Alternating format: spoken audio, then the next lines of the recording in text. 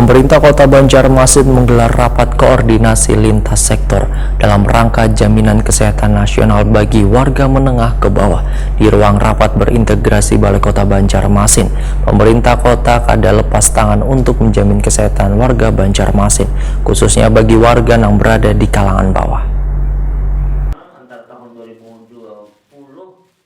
Pemerintah Kota Banjarmasin menggelar rapat koordinasi lintas sektor dalam rangka jaminan kesehatan nasional bagi warga menengah ke bawah.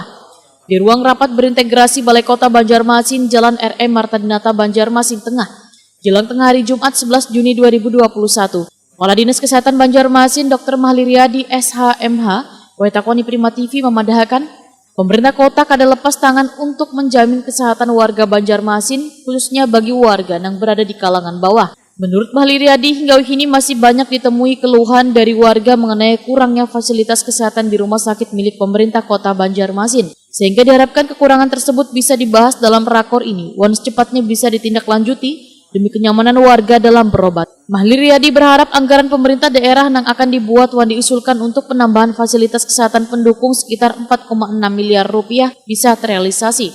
Anggaran yang dikeluarkan tersebut kedepannya akan kembali masuk ke pendapatan asli daerah. Hari ini kita melaksanakan rapat pembahasan jaminan kesehatan nasional pemerintah Kota Banjarmasin dengan peserta rapat yang terkait ya tentunya Dinas Sosial, Kabak Pemerintahan dan Bakuda serta Baren. Ya sudah disepakati bahwa ya kita pahami bersama-sama bahwa negara menjamin fakir miskin dan anak telantar.